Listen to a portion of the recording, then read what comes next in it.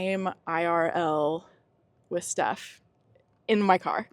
Heyo! So I'm going to be distracted by people behind me every now and then because it looked like that guy was like walking up to the door. So we are in Chicago, Oak Brook, technically. The burbs. Yeah.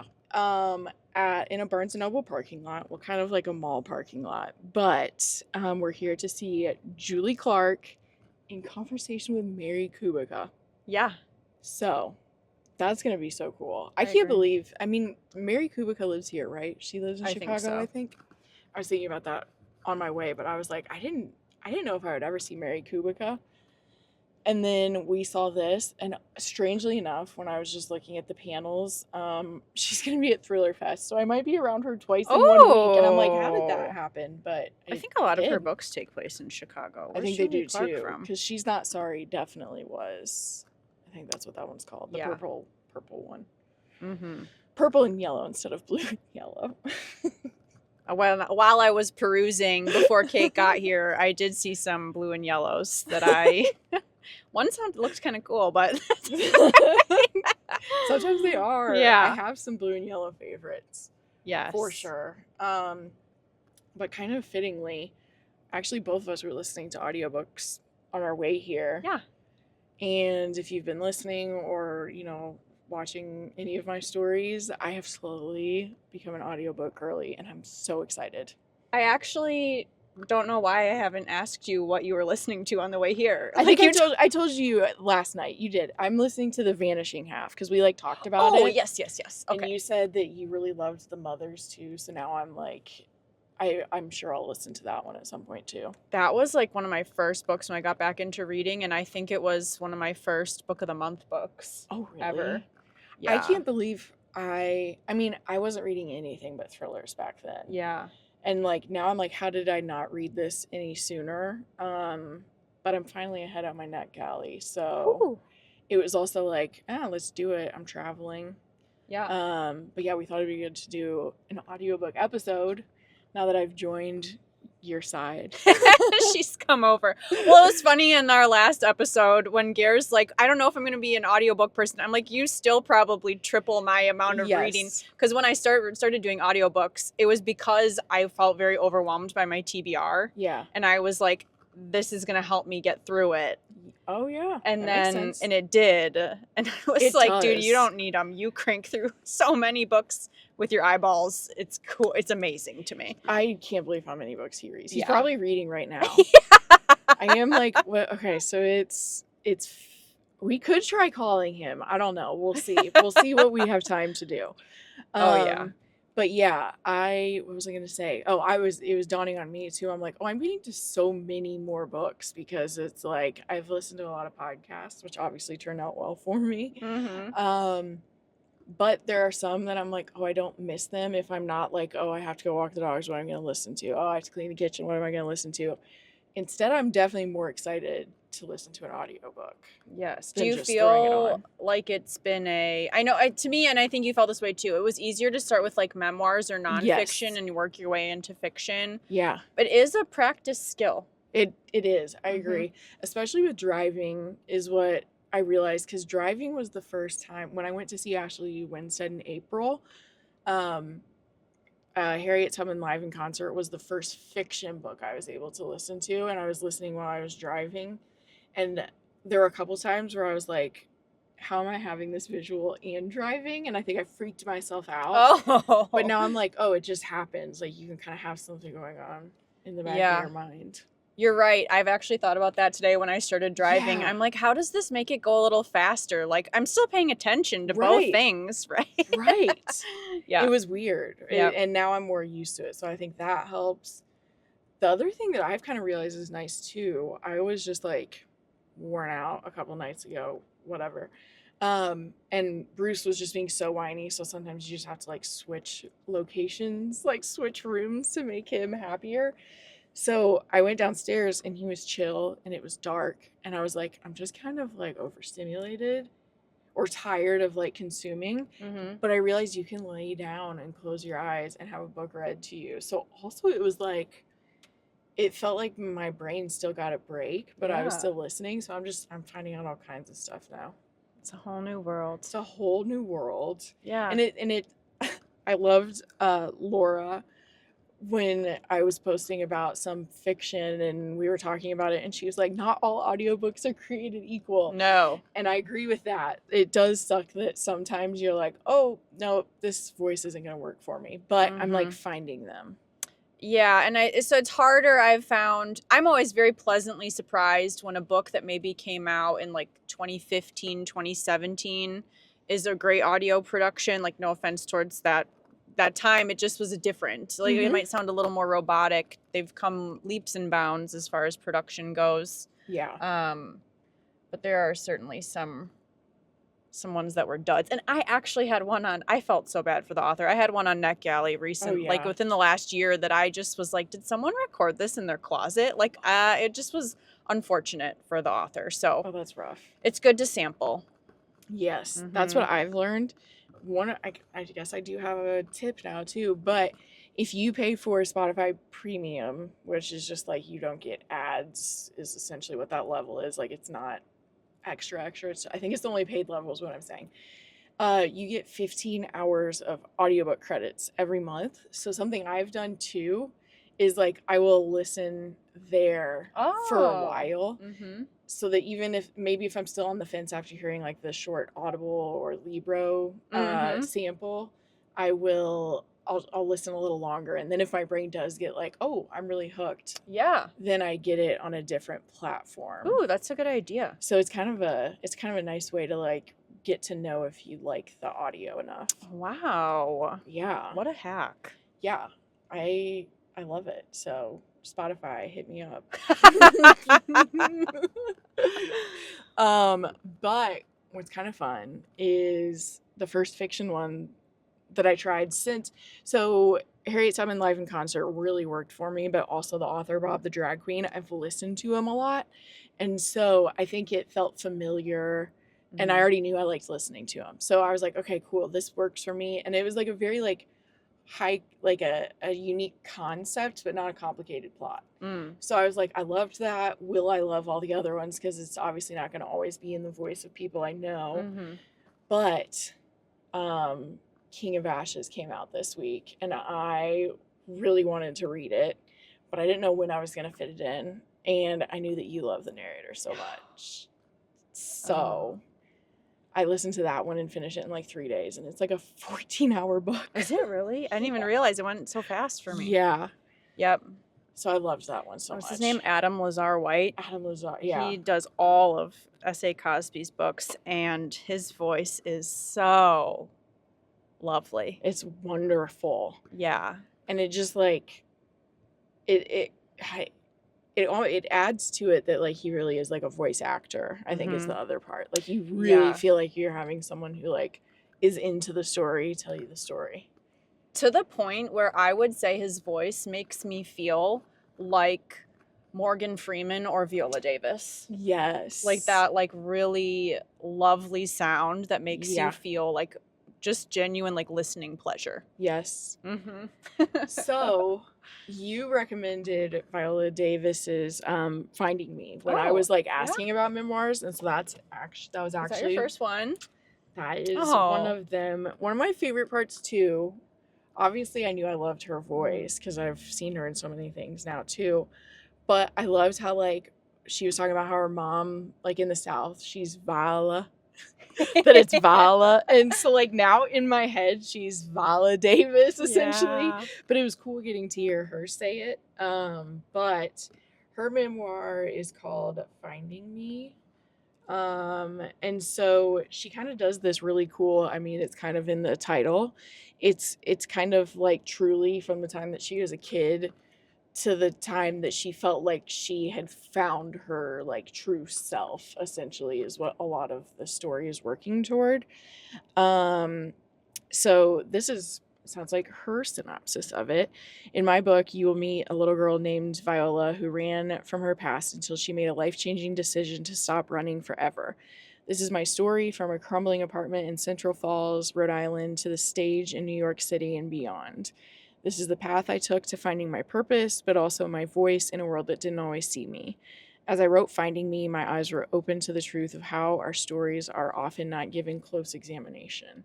We are forced to reinvent them to fit into a crazy, competitive, judgmental world. So I wrote this for anyone running through life untethered, desperate and clawing their way through murky memories, trying to get to some form of self-love. For anyone who needs reminding that a life worth living can only be born from radical honesty and the courage to shed facades and be you. Finding Me is my deep reflection, a promise, and a love letter of sorts to self. My hope is that my story will inspire you to light up your own life with creative expression and rediscover who you were before the world put a label on you. I don't think I even read that before I listened, because I didn't realize that it was going to sound like she truly wrote that. It's wild. She came from like such intense poverty. I don't know why I said it that way, but also throughout the book she talks about the 1-2 punch of being Black and impoverished. Like that's a running theme. Like she had to claw her way past both of those. And it's so inspirational. Her voice is fantastic, but also like she worked so hard to be where she is. And it was so inspiring and heartbreaking and everything. And she just stands up for, like, if you see clips of her, like, she stands up for what's right in regards to equal pay, how she's really had to fight, and what types of roles women of color will be offered or get, or how they're taught to act. It's so fascinating, and it's very emotional. And something that I thought about when you just brought this up, I follow this account. It's _Brit_lit. Her name is Brittany Bell, and she does a lot of reviews about memoirs and nonfiction books. Ooh. And it was a really interesting, like, she loved this book, but following her account has made me realize, like, some people don't review memoirs critically. And she's kind of put it on my radar that, like, there are some memoirs that stand out because they really do have those themes and they tie them together. Like, parts of her childhood are revisited so often in her adulthood that really makes this memoir stand out. Yes. And it really, like, it resonated with me. Yeah. And to the point that she said, like, some of us want to revise our histories kind of when we tell our stories. That was, like, she really did share some, like, very vulnerable and, like, heartbreaking and, like, kind of shameful. I mean, she talks about how much shame she had to overcome. Yeah. And so that's another thing, like, even that I just resonated with is broadly, we all know we have these things that, like, make us ashamed of things. And she just kept, like, fighting past that. Until she got to where she is now, which is, like, very different than where she started. Yeah. She brings up the little girl so often. Yeah, I know. So segue, speaking of book that you got me to really pick up, even though it had been on my radar for a long time, that I really loved on audio is The Lion Women of Tehran. Yes. Which, I mean, Tehran is relevant I right was just at this moment. I thought this book was so good, but the narrators, especially the reader for Ellie, her voice is gorgeous. And by the way, this cover is so beautiful. I just took it to my sister-in-law this weekend. That's what I was like, wow, this is timely. Yeah. I was telling my husband about it, AJ about it too. Yeah. An evocative read and a powerful, I don't know why I always, no, Goodreads, can you separate, like, the marketing part from the actual synopsis part? Yeah. Okay. In 1950s Tehran, 7-year-old Ellie lives in grand comfort until the untimely death of her father, forcing Ellie and her mother to move to a tiny home downtown. Lonely and bearing the brunt of her mother's endless grievances, Ellie dreams for a friend to alleviate her isolation. Luckily, on the first day of school, she meets Hama, a kind girl with brave and and an irrepressible spirit. Together, the two girls play games, learn to cook in the stone kitchen of Hama's warm home, wander through the colorful stalls of the Grand Bazaar, and share their ambitions of becoming lion women. But their happiness is disrupted when Ellie and her mother are afforded the opportunity to return to their previous bourgeois life. Now a popular student at the best girls' high school in Iran, Ellie's memories of Hama begin to fade. Years later, however, her sudden reappearance in Ellie's privileged world alters the course of both of their lives. Together, the two women come of age and pursue their own goals for meaningful futures. But as the political turmoil in Iran builds to a breaking point, one earth-shattering betrayal will have enormous consequences. It does. Oh gosh, boy, does it. God, I love a good female friendship story, and this one is really, really wonderful and stands the test of time in so many challenges. And like growing up with families that have different political ideals, I love that they met when they were kids because they didn't fully understand that, and I think that was so awesome. Yes. But even like questions of betrayal and like so many things, they overcome so much. Yeah. It's a really powerful story, very emotional. And I loved both of them. And when I was talking to Marjan about it, it's a really fun interview for anyone who has read it. Go back. It was cool talking to her because like I experienced, like, at first I was like, oh, I am so like Homa. Like I would be like so fiery and outspoken and whatever. But then you spend time with Ellie and you're like, oh no, there are times I act because of self-preservation. And so they're like very different women that continue to have a complex relationship as they grow up. But I saw myself in both of them and I thought that was really cool. And she was like, I kind of wanted it to be that way. So we had a cool conversation about that part if anyone wants to listen. Yeah, I need to go back and listen to that. What a happy accident that was for you. It's such a crazy story. The short version, if this is like the first time you're hearing about it, is that I went to interview, I can't even remember who it was supposed to be. I went to interview someone and Marjan popped up and I was like, hi, I haven't read your book. I read the synopsis and I could try to interview you. And she was like, no, I really like your podcast. Her publicist just got us mixed up. So she had listened and like wanted to do it. So then I was like, all right, well, let's schedule it for the future and I'll read your book. And I was so glad. It was such a happy accident. And interestingly enough, have you read The Stationery Shop? I don't think so. That's I've heard it's really good. Other ones. I was on Libro FM, and right now they have a buy one get one free. I saw that.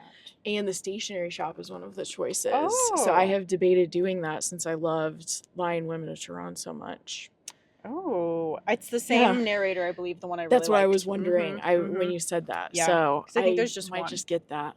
The other one that I was thinking about, The Berry Pickers, is one of them. And Sky Full of Elephants is one of them. So I don't know. There are lots that I'm debating from Libro FM right now. Look at you go. I know. You're so proud.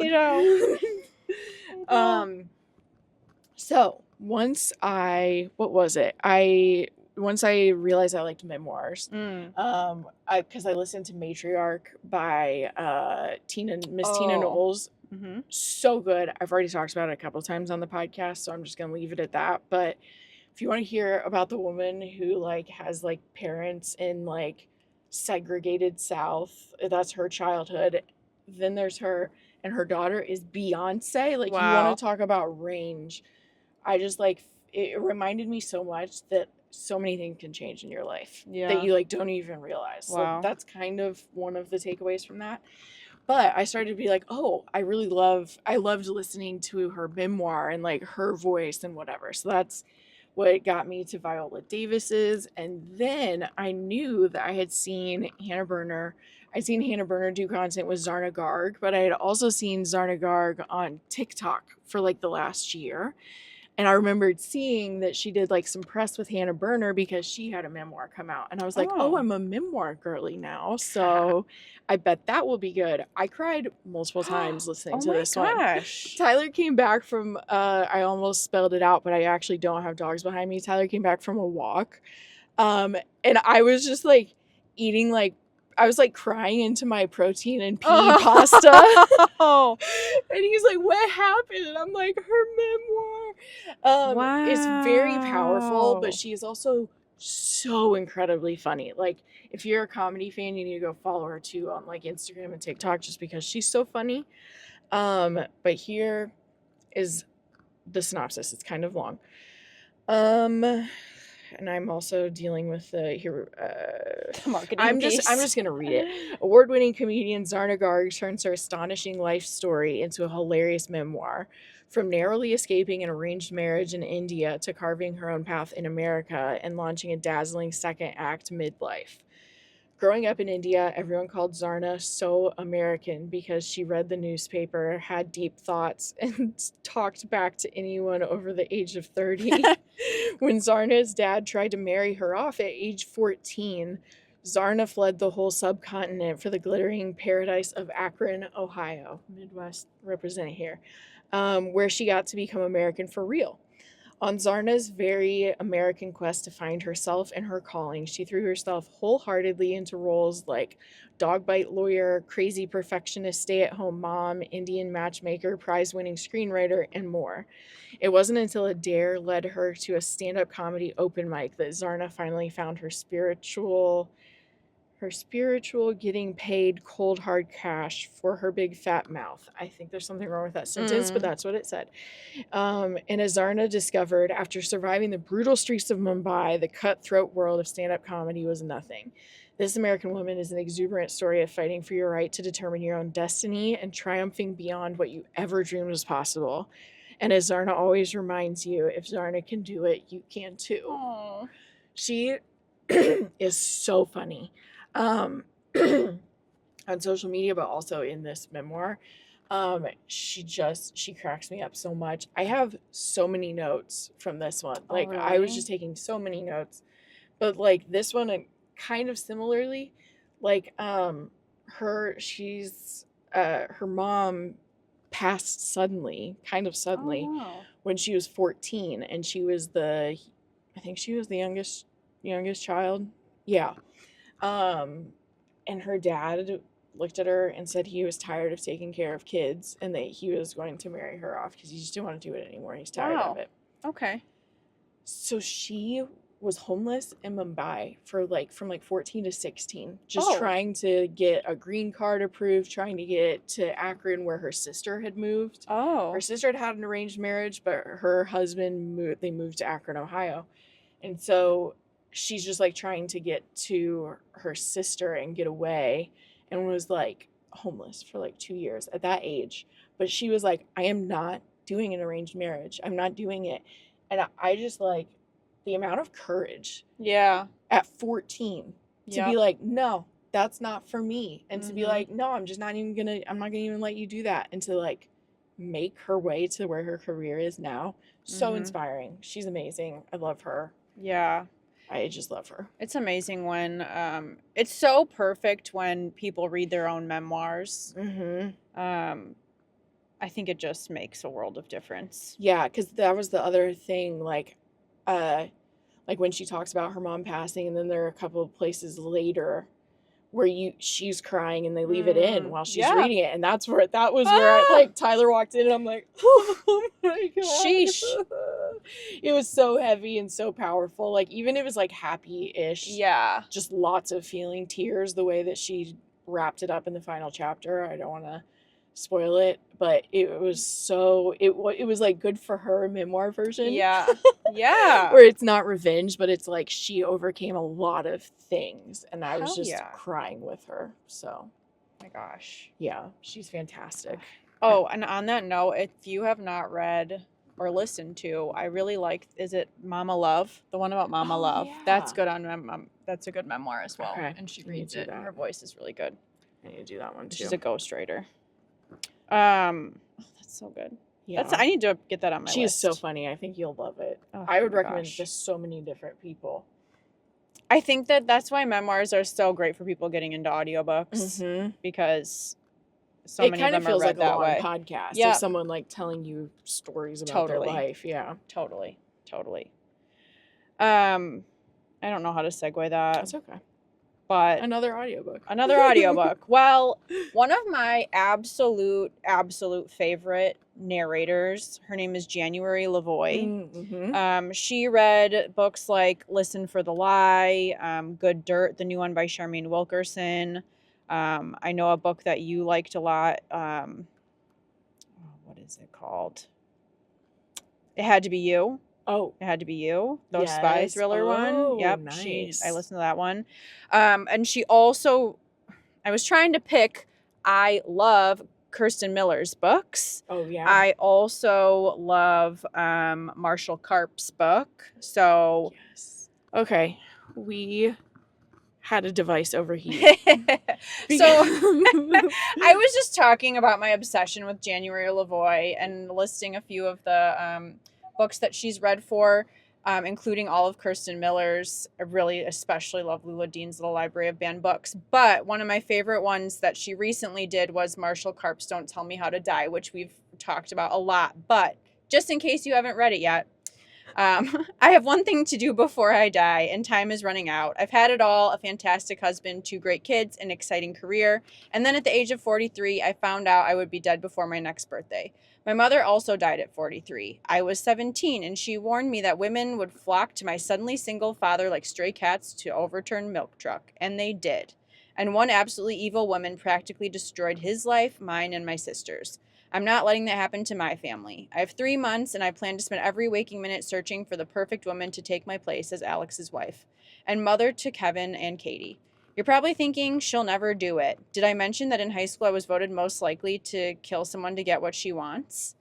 One thing I love about January Lavoie is that she can do voices of other people without it being annoying.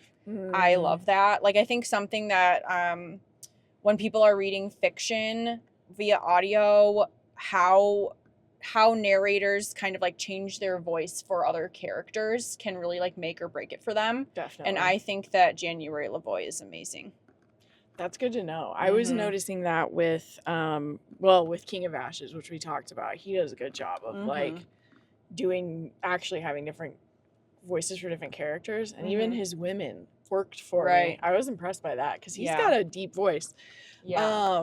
But what was I thinking? Oh, The Vanishing Half that I'm listening to right now. I don't know who the narrator is off the top of my head, but she similarly is like doing a wide range, because for anyone who hasn't read it, it's I don't even know how to describe it.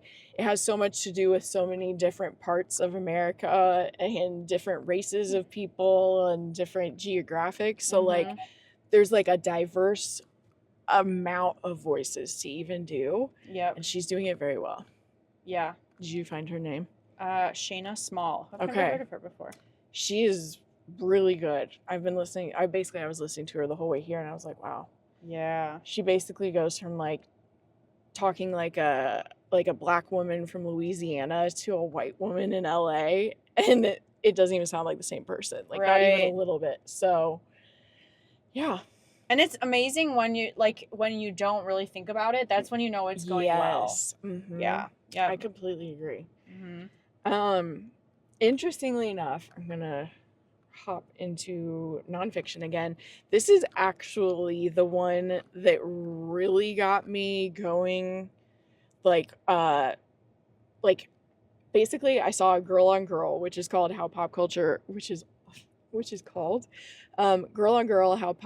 Turned a Generation of Women Against Themselves. You need to go look at the cover too, because it was like I saw this cover in my Instagram feed, and I'm like, that sounds so interesting to me, but like I don't know when I'm going to physically read it. That was kind of what it was like. Yep. And I had just done that with Jesus and John Wayne. Like I was seeing that enough that I was like, I'm very interested, but I don't know when I'm going to read it. So I was in the middle of Jesus and John Wayne. I was in the middle of those two. Yeah. When I saw this in my feed, and I was like, maybe this will work for me as an audiobook as well. And once I got so into this book. So from Atlantic critic and Pulitzer Prize finalist Sophie Gilbert, a blazing critique of how early aughts pop culture turned women and girls against each other and themselves with disastrous consequences. When did feminism lose its way? This question feels increasingly urgent in a moment of reactionary cultural and legislative backlash, when widespread uncertainty about the movement's power, focus, and currency threatens decades of progress. Now it's restating all of her stuff. Sophie provides one no, she doesn't. She doesn't provide one. Does she provide one answer? Okay, I thought there were more, but hold on. I'll just read what it says here. Sophie provides one answer, identifying an inflection point in the late 1990s and early 2000s when the energy of third wave and riot girl feminism collapsed into a regressive period of hyper-objectification, sexualization, and infantilization. Gilbert mines the darker side of nostalgia, training her keen analytic eye on the most revealing cultural objects of the era across music, film, television, fashion, tabloid journalism, and more. And what she recounts is harrowing, from the unattainable aesthetic of Victoria's Secret ads and explicit music videos to a burgeoning internet culture vicious towards women. I think that's wrong, but whatever. Women in the spotlight and damaging for those who weren't. Gilbert tracks many of the period's dominant themes back to the explosion of internet porn, tracing its widespread influence as it began to pervade our collective consciousness. She paints a devastating picture of an era when a distinctly American confluence of excess materialism and power worship collided with the culture's reactionary, puritanical, and chauvinistic currents. Amid a collective reconsideration of the way women are treated in public, Girl on Girl is a blistering indictment of the matrix of misogyny that undergirded the cultural production of the early 21st century and how it continues to shape our world today. That was a lot. That's a lot. Fascinating, though. So I understand what they're saying. She does provide kind of like the one inflection point, which was like porn happening at the same time as like late 90s, we started to get cameras that you could take with you.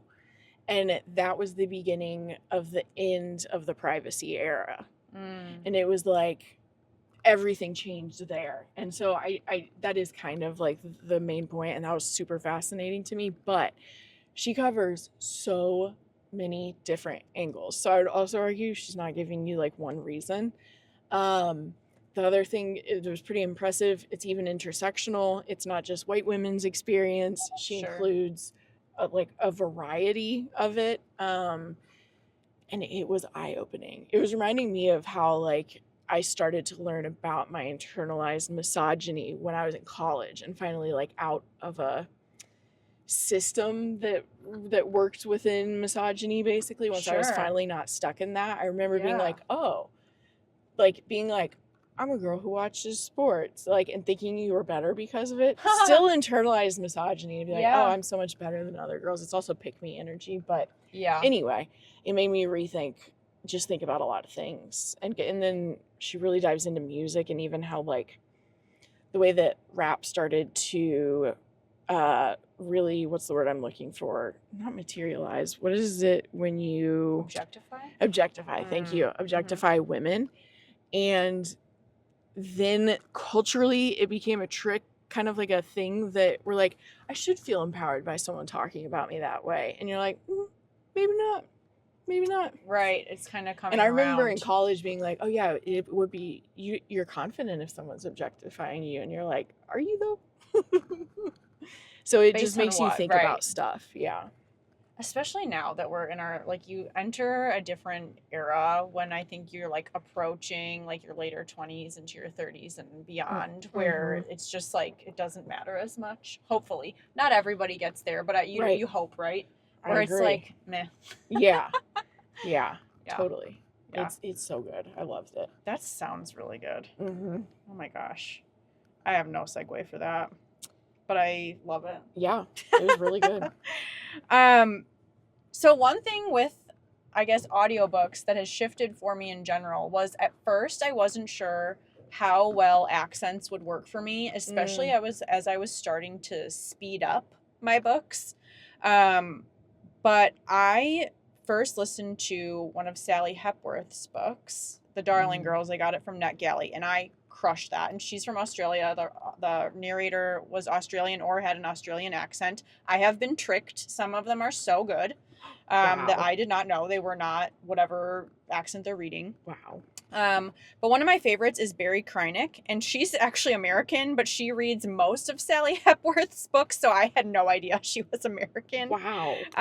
One of my favorites, and I've learned that I only really want to listen to her books. I don't think I've ever read one with my eyeballs, actually, now.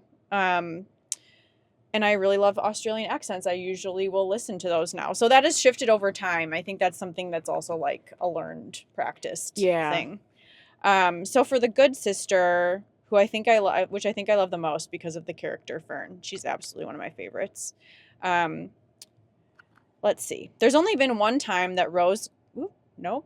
Is that really how it starts? Maybe. So. Okay. There's only been one time that Rose couldn't stop me from doing the wrong thing, and that was a mistake that will haunt me for the rest of my life.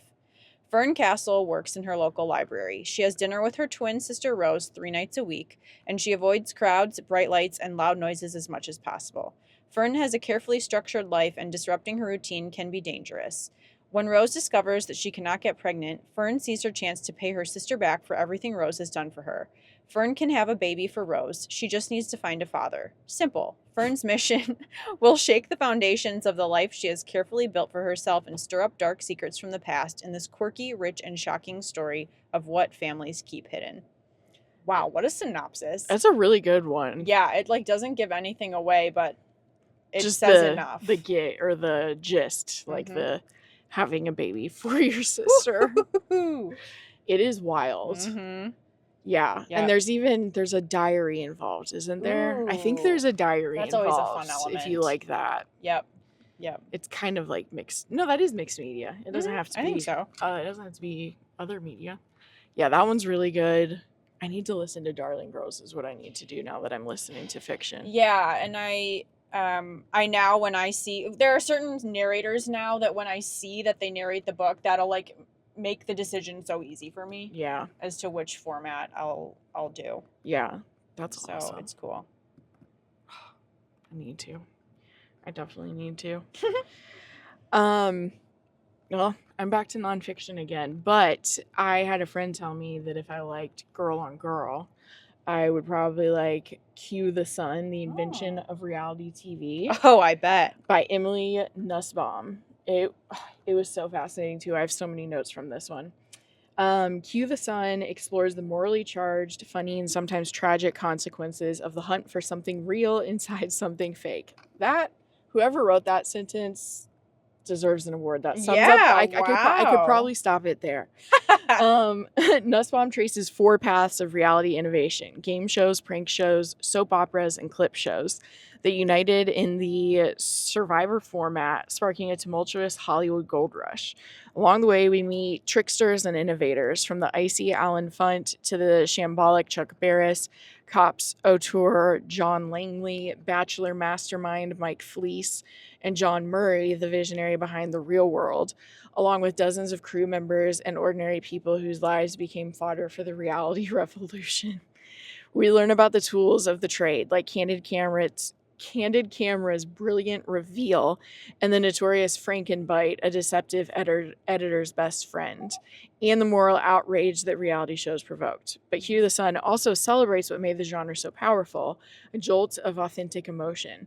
Through broad-ranging reporting, Nussbaum examines 7 tumultuous decades, like the fact that it's been going on that long, exposing the celeb reality boom, reality TV as a strikebreaker, the queer roots of Bravo, and the dark truth behind The Apprentice. A shrewd observer who cares about television, she is the ideal voice for the first substantive cultural history of the genre that has, for better or worse, made America what it is today. Yeah. And yes, can I just say that when I was getting to the end of this book, because The Apprentice is near the end of it, you're like, oh no, this truly is a book that tells you about how we got to where we are today, because The Apprentice is our president. So it's like, it's wild how much context it gives to all kinds of stuff. Wow. It's really good. I have lots of notes about that one too. I have so many notes. I don't know what I'm going to do with them. You know, that just brings up such an interesting point is that the other day I was about, like, I started a nonfiction, which was about to be amazing. I just, like, wasn't in the mood for it. Mm-hmm. And I think that there are things like nonfiction books like what you've talked about today that are so different than what I would, like, initially think of like learning about a person, spending so much time, or like a memoir that, like, they're amazing, but maybe you're not always like looking for that. And like, this is just such a different brand of nonfiction that I wouldn't have even thought of. It is. I'm liking I think it's kind of like sociological nonfiction. It kind of is what's interesting to me as well. Like stuff that's like, hey, here's a lot of stuff that happened over a bunch of years and like why it's relevant to society or whatever. And you don't even realize it's happening. And then it's like, wow, we've come so far. Yeah. Like, things have like really blown up. It reminds me of that. Did you ever listen to that podcast? I don't even know if it's on anymore, called like Stuff You Should Know. I do remember for a little bit listening to it. It kind of reminds me of that, where like you just have a topic and it like you're like, wow, I didn't even realize how that affected so much. You really do hear it, because it's like I'm not gonna get totally into Fox News, but like as a news network, it like got its version of reality TV that got really popular was like airing stuff that wasn't real and kind of pretending though like it was real. And I'm like, even the fact that was a foundation for Fox News, I won't get too far into it, but I feel like that we have seen the reverberations of that with where Fox News is now. Is what I'm saying. Wild. So, yeah. Oh my gosh. It just like gives you goosebumps to see, like, you know, on the surface you can really just say like, oh yeah, it's just been a thing we like watching. But we're like, no, America elected a reality TV star. So yeah, it's kind of relevant. He's good at business. Yes. So good at it. Speaking of bonkers. Nice. So, is this our last one? Or do we have one more? I think we can do one more if you want to. So, the next narrator I wanted to highlight, I first heard her read in Grady Hendrix's, I never remember the whole name, the Southern Book Club's... Oh, the Vampire? Yes, Guide to Slaying Vampires, or something like that. Whatever that is. Which... I loved that audiobook more, I think, than I would have ever loved the book because of Bonnie Turpin reading it. And so, but a book that I think I would love for people to read and review, because this was one that I looked up the ending afterwards because I knew it would be incredibly divisive. It's called Allegedly. It's Tiffany D. Jackson's, who most people know her from The Weight of Blood. This, I believe, was her debut. Mary B. Addison killed a baby, allegedly. She didn't say much in that first interview with detectives, and the media filled in the only blanks that mattered. A white baby had died while under the care of a church-going black woman and her 9-year-old daughter. The public convicted Mary, and the jury made it official. But did she do it? She wouldn't say. Mary survived 6 years in baby jail before being dumped in a group home. The house wasn't really home. No place where you fear for your life can be considered home. Home is Ted, who she meets on assignment at a nursing home. There wasn't a point to setting the record straight before, but now she's got Ted and their unborn child to think about. When the state threatens to take her baby, Mary must find the voice to fight her past. And her fate lies in the hands of the one person she distrusts the most, her mama. No one knows the real mama. But who really knows the real Mary? I need to listen to this one. That's insane. I've looked at reviews since you mentioned how divisive it is. And just anytime I see it, like, everyone has feelings. Yeah. And I don't want to look at spoilers, but I would think, I'm just realizing how many things I can probably listen to now.